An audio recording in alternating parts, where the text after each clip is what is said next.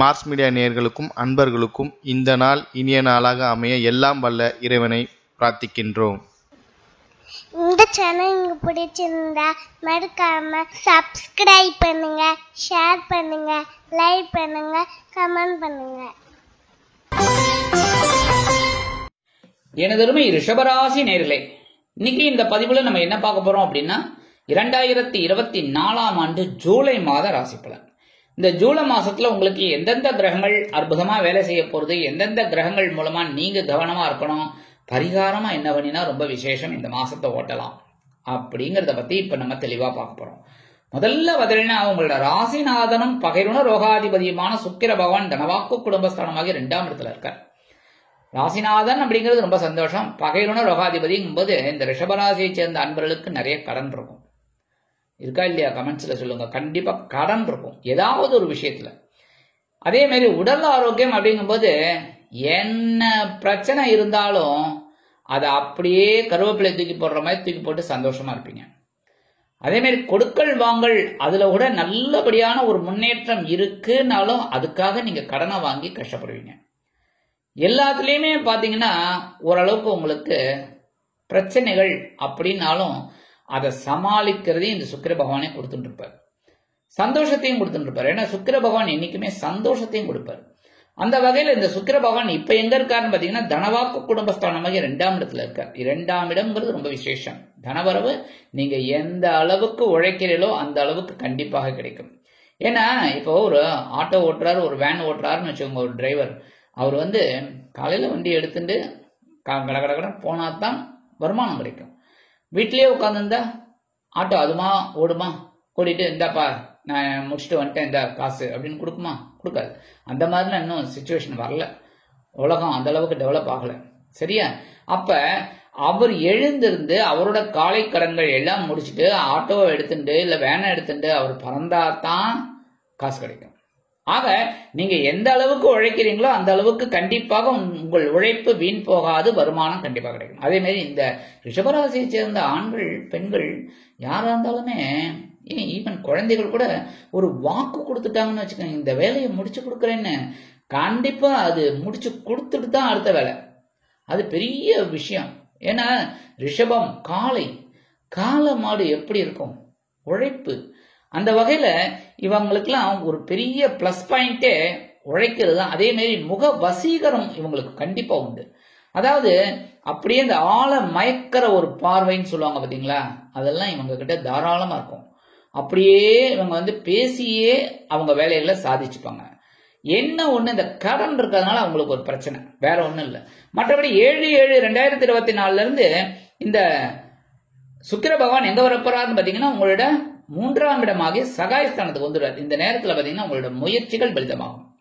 நல்ல கவனிங்க, முயற்சிகள் கண்டிப்பா மேற்கொள்ளணும். முயற்சியுடையார் இகழ்ச்சி அடையார். கண்டிப்பா இந்த முயற்சிகள் உங்களுக்கு வெற்றியை கொடுக்கும். உத்தியோகத்துல நீங்க எதிர்பார்க்கிற அந்த உயர்வுகள்லாம் இப்ப கிடைக்கிறதுக்கு வாய்ப்புகள் இருக்கு. தொழில் வியாபாரமும் நல்லபடியா நடக்கும். எடுக்கிற காரியங்கள் இப்ப அற்புதமா நிறைவேறும். 7/12 கூடிய அதிபதி செவ்வாய், இந்த களத்திராதிபதி, அதே சமயம் விரையாதிபதி. இவங்களுக்கு பாத்தீங்கன்னா களத்திரம் வந்த உடனே வாழ்க்கையில ஒரு மாற்றம் இருக்கும். ஒரு இடமாற்றம், ஒரு முன்னேற்றம் எல்லாமே இருக்கும். செலவுகளும் இருக்கும். ஏன்னா வீட்டை ஒரு பெரிய லெவல்ல மாற்றம் கொடுக்கணும், அதுக்காகவே கொஞ்சம் கடன் வாங்குவாங்க, செலவு பண்ணுவாங்க. மற்றபடி இந்த வாழ்க்கை துணையை அழைச்சிக்கிட்டு அப்படியே வெளியில போயிட்டு வருவோம், அது பண்ணுவோம் இது பண்ணுவோம், அதுக்கு கொஞ்சம் செலவு பண்ணுவாங்க. ஆக களத்திராதிபதியும் விரையாதிபதியுமான செவ்வாய் பகவான் எங்க இருக்காருன்னு பாத்தீங்கன்னா விரயஸ்தானமாக 12ஆம் இடத்துல ஆட்சி அமைச்சு சஞ்சாரம் பண்றதுனால குழந்தைகளுக்காக சில செலவுகளை மேற்கொள்வீர்கள், வாழ்க்கை துணைக்காக சில செலவுகளை மேற்கொள்வீர்கள், நண்பர்களுக்காக சில செலவுகளை மேற்கொள்வீர்கள். அதே மாதிரி உத்தியோகம் நிமித்தமாக பயணங்களை மேற்கொள்வீர்கள், தொழில் வியாபாரம் நிமித்தமாக பயணங்களை மேற்கொள்வீர்கள். இந்த நேரத்தில் உங்களுக்கு எடுக்கிற காரியங்கள் செலவுகளை தான் கொடுக்கும். சில பேருக்கு பாத்தீங்கன்னா சுபகாரிய செலவுகளும் உண்டாகும். அதே சீருடை பணியாளர்களாகிய காவல், ராணுவம், தீயணைப்புத்துறை, மருத்துவத்துறையில் வேலை பார்க்கும் நண்பர்களுக்கு எதிர்பார்க்கும் இடமாற்றம், பதவி மாற்றம், பதவி உயர்வு, சம்பள உயர்வு அருமையாக சேரும். அடுத்தபடியா 11/7/2024 இருந்து எங்க வரப்போறார்? நேரம் உங்க ஜென்மராசியில தான் குதிக்க போறார். ஜென்மராசியில வந்தாலே என்ன ஆகும்? கொஞ்சம் முன்கோபம் அதிகமாகும். கவனமா இருக்கணும். ஆனா என்ன ஒரு பெரிய பிளஸ் பாயிண்ட் தெரியுமா? இந்த செவ்வாய் பகவான் குரு பகவானோடு இணைந்து குருமங்கள யோகத்தை கொடுக்க போறார். அப்ப உங்களோட கோபம் அற்புதமாக ஒரு முன்னேற்றத்தை கொடுக்கும். அதுக்காக கோபப்படக்கூடாது. வீண் கோபம் விவகாரத்துல கொண்டு விடும். அதனால வீண் கோபத்தை கொடுக்கக்கூடாது. எந்தெந்த இடத்துல எப்படி எப்படி நடந்துக்கணுங்கிற ஒரு சூட்சுமம் உங்களுக்கு இப்ப புரியும், எப்படி நடந்துக்கணும். அதே மாதிரி உடல் ஆரோக்கியத்துல கொஞ்சம் கவனமா இருங்க. ஏன்னா குருவும் அங்க இருக்கிறதுனால உடல் ஆரோக்கியத்துல கொஞ்சம் சிறப்பு அக்கறை எடுத்துக்கிறது நல்லது. மற்றபடி வாழ்க்கை துணை உங்களுக்கு ரொம்ப ஆதரவா இருப்பாங்க, அது பெரிய விஷயம். வாழ்க்கை துணை ரொம்ப ஆதரவா இருப்பாங்க. வாழ்க்கை துணையோட உடல் ஆரோக்கியத்துல கொஞ்சம் சிறப்பு அக்கறை எடுத்துக்கங்க. 2-5 கூடிய அதிபதி புத பகவான் 3ஆம் இடமாகிய சகாயஸ்தானத்துல இருக்க. சகாயஸ்தானத்துல இருக்கிறதுனால நீங்க எடுக்கிற முயற்சிகள் பலிதமாகும். கல்வி பயிலும் மாணவ குழந்தைகள் அற்புதமான ஒரு முன்னேற்றத்தை காண்பார்கள். மனசுல ஒரு தைரியம் இருக்கும். குழந்தைகள் அற்புதமாக செயலாற்றுவார்கள். குழந்தைகளின் மூலம் மனமகிழ்ச்சி ஏற்படும். 27/2024 இருந்து இந்த புத பகவான் வக்ரகதி அடைகிறார். தனவாக்கு குடும்பஸ்தானாதிபதி பஞ்சமாதிபதி வக்ரம் அடையும் போது தனவரவுல கொஞ்சம் டென்ஷன் இருக்கும், கவனமா இருக்கணும். ஏன்னா செலவு கண்ணா பின்னான்னு வரலாம். அப்ப வருமானம், அதனால கொஞ்சம் கவனமா இருக்கணும். இந்த செலவுகளை கண்ட்ரோல் பண்ணிக்கணும். அதே மாதிரி குழந்தைகளின் மூலம் சில செலவுகள் வந்து சேரலாம். அதனால குழந்தைகளுக்காக நீங்க கொஞ்சம் பார்த்து செலவு பண்றது நல்லது. குழந்தைகளை உங்க கண்ட்ரோல்ல வச்சுக்கிறது ரொம்ப நல்லதுங்க. சுகாதிபதி சூரிய பகவான் 2ஆம் இடமாகிய தனவாக்கு குடும்பஸ்தானத்துல இருக்கிறதுனால உங்களுக்கு இந்த நேரத்துல எந்த சவாலையும் சமாளிக்கக்கூடிய ஒரு ஆற்றல் உங்களுக்கு கிடைக்கும். தனவரவு, நீங்க என்ன காரியம் எடுத்து அற்புதமா செஞ்சாலும் அதுக்கு உண்டான ஒரு வரவு உங்களுக்கு வரும். அதே மாதிரி வாக்குறுதிகள், நான் ஏற்கனவே முன்னாடியே சொல்லிட்டேன், வாக்குறுதிகள் கொடுத்தீங்கன்னா எப்பாடுபட்டாவது நிறைவேற்றிடுவீங்க. 17/7/2024 முதல் இந்த சுகாதிபதி எங்க வரப்போறாருன்னு பாத்தீங்கன்னா சகாயஸ்தானமாகிய 3ஆம் இடத்துக்கு வர்றார், கடகராசிக்கு. கடகராசி தாயாரோட ராசி.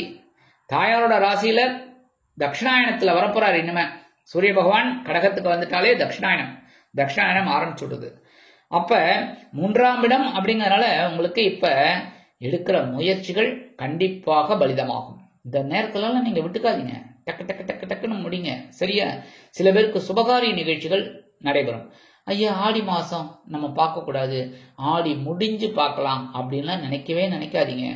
ஆடி மாசம் ப்ரொபோசல் எடுக்கலாம், பார்த்து ஒரு வரன் பார்த்து பேசுறது, இதெல்லாம் பண்றது, அதெல்லாம் முடிச்சுக்கலாம். ஆவணில நிச்சயதார்த்தம் வச்சுக்கலாம், முகூர்த்தம் கூட வச்சுக்கலாம். சரியா? ஆக நீங்க எடுக்கிற சுபகாரிய நிகழ்ச்சிகள் அற்புதமாக நிறைவேறும். உடன்பிறப்புகள் இந்த நேரத்துல உங்களுக்கு ரொம்ப கை கொடுத்து உதவுவாங்க. அதே மாதிரி அரசியல்வாதிகளுக்கு இது அற்புதமான ஒரு நேரம். முன்னேறுங்கள். எடுக்கிற காரியங்கள்ல உங்களுக்கு சிறப்பான ஒரு சூழ்நிலை கண்டிப்பா கிடைக்கும். இந்த நேரத்துல புத பகவானோடு இணைந்து புதாதித்ய யோகமும் பெற்று சஞ்சரிப்பதால் கல்வி பயிலும் மாணவ மாணவிகளுக்கு கல்வியில் இருந்து வந்த தேக்க நிலை குறையும். மனசுல தைரியம் அதிகமாகவும் எடுக்கிற காரியங்கள்ல சிறப்பான ஒரு சூழ்நிலை இருக்கும். எழுத்து மற்றும் அச்சுத்துறையில் இருக்கும் நண்பர்களுக்கு புதிய வாய்ப்புகள் கண்டிப்பாக கிடைக்கும். அடுத்தபடியா 8-11 கூடிய அதிபதி குரு பகவான் ஜென்மராசியில இருக்காரு. ஏற்கனவே நான் சொல்லிட்டேன், செவ்வாயோட சேர்ந்து சேரப்போறார. நீங்க என்ன பண்ணணும்? கவனமா இருக்கணும் உடல் ஆரோக்கியத்துல. ஏன்னா 8ஆம் இடம் அப்படிங்கறதுனால சில நேரங்கள்ல இந்த பேசுற வார்த்தைகளே உங்களை ஒரு வில்லங்கத்துல கொண்டு விடுறதுக்கு வாய்ப்புகள் இருக்கு. எதையாவது ஒன்று பேசிட்டு, இப்போ 2 வீலரில் போயிட்டு இருக்கீங்க, இல்லை 4 வீலரில் போயிட்டு இருக்கீங்க, ஏதோ ஒன்று பேசினும் போது ஏதாவது ஒரு பேச்சு அனாவசியமான இருக்கும். அது மூலமா அது பிரச்சனைகள் வரலாங்கிறதுனால கவனமா இருக்கிறது நல்லது. முக்கியமா உடல் ஆரோக்கியத்திலையும் கவனமா இருங்க. கோபம் அதிகமாகுங்கிறதுனால அந்த கோபத்தெல்லாம் கொஞ்சம் கண்ட்ரோல் பண்ணிக்கிறது நல்லது. குடும்பத்திலையும் சரி, உத்தியோகத்திலையும் சரி, தொழில் வியாபாரத்திலையும் சரி, எல்லாரையும் கொஞ்சம் அனுசரிச்சு போறது நல்லதுங்க. இருந்தாலும் இந்த குரு பகவான் ஜென்மராசியில இருந்துட்டு பார்வையால உங்களை பலப்படுத்திட்டு இருக்காரு. அதுதான் சிறப்பு. என்னன்னா குரு பகவான் இருக்கிற இடம் சுமார் அப்படின்னாலும் பார்க்கிற இடம் சூப்பர். 5ஆம் இடமாகிய பஞ்சமஸ்தானத்தை 5ஆம் பார்வையாவா பார்க்கறதுனால குழந்தைகள் ஆதரவா இருப்பா. குழந்தைகளின் மூலம் சந்தோஷம் சந்தோஷம் சந்தோஷம். சூப்பர். அதே மாதிரி ஆன்மீக எண்ணங்கள் உங்களுக்கு அற்புதமா நிறைவேறும். ஆன்மீக பயணங்களும் அற்புதமா நிறைவேறும். அடுத்தபடியே 7ஆம் பார்வை 7ஆம் இடத்துல விழுறதுனால வாழ்க்கை துணை கண்டிப்பா உங்களுக்கு ரொம்ப ஹெல்ப்ஃபுல்லா இருப்பாங்க, ஆதரவா இருப்பாங்க. எந்த நேரத்திலையும் 24 hours உங்களுக்கு ஆதரவு. அதே மாதிரி நண்பர்கள் இந்த நேரத்துல அப்பப்பப்பா நண்பர்கள் உதவி அப்படிங்கும்போது அற்புதமா இருக்கும். ஏன்னா நண்பர்கள் அப்படின்னாலே தோள் கொடுப்பான்னு சொல்லுவாங்க. அந்த மாதிரி நண்பர்கள் ரொம்ப ஆதரவா இருப்பா. அதே சமயம் நீங்க சுபகாரிய நிகழ்ச்சிகள்லாம் அற்புதமா நடைபெறதுக்கு வாய்ப்புகள் இருக்கு. 9ஆம் பார்வை 9ஆம் இடத்தையே பார்க்கறதுனால தந்தையார் ஆதரவா இருப்பார். தந்தையாரின் மூலம் நீங்க என்ன உதவி வேணாலும் கேட்டா அவர் செய்வார். அதுக்காக போயிட்டு எனக்கு 10 கோடி கொடு 100 கோடி கொடுன்னு கொடுத்தா அவர் எங்கேருந்து கொடுப்பார்? சரியா, அவர் 1 கோடியில் போய் நின்றுருவார். என்ன அடபோடா அப்படின்ட்டு ஊர்கோடியில் போய் ஒரு ஓரமாக நின்றுருவார். என்ன அதனால அவரால் என்ன முடியும் அப்படிங்கிறத புரிஞ்சுட்டு அவர்கிட்ட நீங்க உதவி கேட்டீங்கன்னா கண்டிப்பா அவர் உங்களுக்கு செய்வார். அதே மாதிரி தந்தை வழி உறவினர் ஆதரவா இருப்பார். அடுத்தபடியா 9, 10 அதிபதி சனீஸ்வர பகவான் ஜீவனஸ்தானமாகிய 10ஆம் இடத்துல வக்ரகதியில இருக்கார். இந்த நேரத்துல உங்களுக்கு வேலை வேலை வேலை வேலை பலு அதிகமாகும். பாப்பா சொல்லவே முடியாதுங்க. அந்த அளவுக்கு உத்தியோகத்துல பொறுப்புகள் பொறுப்புகள் பொறுப்புகள், இந்த பொறுப்பெல்லாம் நீங்க செய்யறதுனாலே சிறப்புகள் சிறப்புகள் சிறப்புகள். அதே மாதிரி தொழில் வியாபாரம், நீங்க என்ன தொழில் வேணாலும் பண்ணுங்க, அந்த தொழில்ல நீங்க ஒரு முன்னேறதுக்கு ஒரு வாய்ப்புகள் உங்களை தேடி வரும். எடுக்கிற காரியங்கள் இந்த நேரத்துல வக்ரகதியில இருக்கிற சனீஸ்வர பகவான் உங்களுக்கு பாக்கியாதிபதி, அதே சமயம் ஜீவனாதிபதி, ஜீவனத்துல ஒரு உயர்வை உங்களுக்கு கொடுப்பார். ஏன்னா சனியை போல் கொடுப்பார் இல்லை, ஒரு செகண்ட்ல அந்த வாழ்க்கையை மாற்றக்கூடிய அமைப்பை அந்த சனி பகவான் தான் கொடுப்பார். அது எப்படி வேணாலும் மாத்துவார், நல்ல விதமாகவும் மாத்துவார், கெட்ட விதமாகவும் மாத்துவார். கெட்ட விதம் அப்படின்னா ஒரு டென்ஷனை கொடுப்பார். ஏன் அப்படின்னா நம்ம இப்படித்தான் இருக்கணுங்கிறதுக்காக. அதனால இந்த நேரத்துல உங்களுக்கு எடுக்கிற காரியங்கள் அற்புதமா நிறைவேறும். நிறைய காரியங்களை செய்யுங்க, அதுக்கு உண்டான ஒரு உயர்வுகள் உங்களுக்கு கண்டிப்பா கிடைக்கும். அடுத்தபடியா இந்த சாயா கிரகங்கள் அப்படின்னு சொல்லக்கூடிய ராகு பகவான் லாபஸ்தானமாகிய 11ஆம் இடத்துல இருக்கார். 11ஆம் இடம்ங்கிறது பெரிய விஷயம். ஏன்னா இந்த ராகு பிரம்மாண்டமான ஒரு இதுக்கு அதிபதி. அதுக்காகத்தான் துர்க்கையை வச்சாங்க அதிதேவதையா. அப்ப இந்த ராகு பகவான் உங்களுக்கு பிரம்மாண்டத்தை கொடுப்பார். எல்லா விஷயத்திலையும் குடும்பத்திலையும் பாத்தீங்கன்னா பிரம்மாண்டத்தை கொடுப்பார். ஒரு வீடு கட்டணும் அப்படின்னாலும் பிரம்மாண்டத்தை கொடுப்பார். ஒரு உத்தியோகம் இப்படித்தான் இருக்கணும்னு ஒரு பிரம்மாண்டத்தை கொடுப்பார். தொழில் வியாபாரம் இப்படித்தான் இருக்கணும் அப்படின்னு. சில பேருக்கு பாத்தீங்கன்னா ஒரு 4 வீலர் வாங்கலான்னு இருப்பீங்க, அத இப்படி வாங்கினா நல்லா இருக்குமே அப்படின்னு ரொம்ப யோசிக்கக்கூடிய ஒரு வாய்ப்பை உங்களுக்கு இந்த ராகு பகவான் கொடுப்பார். அதே நேரத்துல வெளிநாடு போய் படிக்கணும், வெளியூர் போயிட்டு படிக்கணும், இல்ல உத்தியோகம் பார்க்கணும்னு நினைக்கிற குழந்தைகள்லாம் தைரியமா முன்னேறுங்கோ. கண்டிப்பா முயற்சிகளை மேற்கொள்ளுங்க. கண்டிப்பா ஒரு பெரிய பிளஸ் பாயிண்ட் உங்க வாழ்க்கையில கிடைக்கும். அடுத்தபடியா கேது பகவான் பஞ்சமஸ்தானமாக 5ஆம் இடத்துல இருக்கார். 5ஆம் இடத்துல அவர் குருவோட பார்வையை வாங்கிட்டு இருக்கிறதுனால ஓரளவுக்கு குழப்பங்கள் இருந்தாலும் அதற்குண்டான ஒரு தெளிவும் உங்களுக்கு கிடைக்கும். குழந்தைகளின் மூலம் மன மகிழ்ச்சியும் இருக்கும், மன சஞ்சலமும் இருக்கும். அதனால இந்த சஞ்சலத்தை அப்படியே தூக்கி விட்டுட்டு சந்தோஷத்தை எடுத்துக்கோங்க. சரியா, அதே மாதிரி இந்த சஞ்சலத்தை எப்படி சந்தோஷமா மாத்திக்கணுங்கிறத பத்தி யோசிங்க.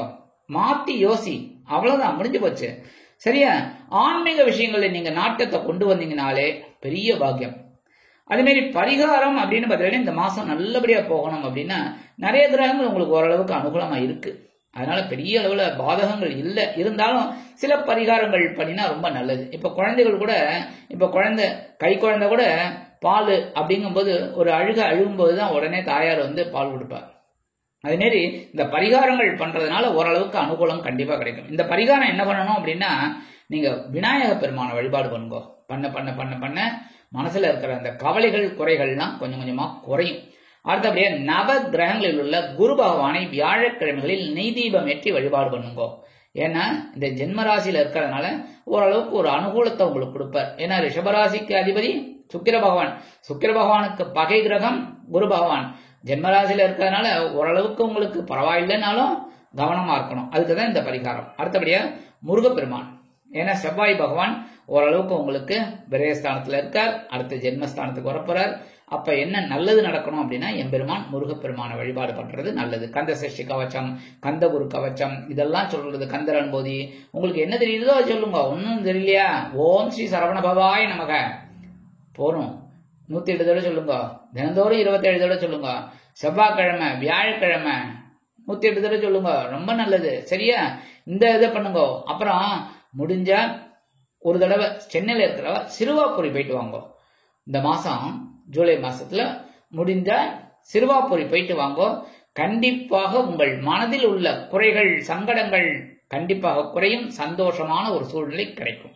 அதே மாதிரி இந்த சின்ன சின்ன பரிகாரங்களை பண்றதுனாலே 2024ஆம் ஆண்டு ஜூலை மாதம் அற்புதமான ஏற்றம் தரும், மாற்றம் தரும், திருப்பங்களை தரும் மாதமாக அமையும் என்று கூறி விடைபெறுகிறேன். நன்றி, வணக்கம். மீண்டும் ஒரு அருமையான பதிவில் நான் உங்களை மனமகிழ்ச்சியோடு சந்திக்கிறேன். வாழ்த்துக்கள். வாழ்க வளமுடன். இந்த சேனல் உங்களுக்கு பிடிச்சிருந்தா மறக்காம சப்ஸ்கிரைப் பண்ணுங்க, லைக் பண்ணுங்க, ஷேர் பண்ணுங்க.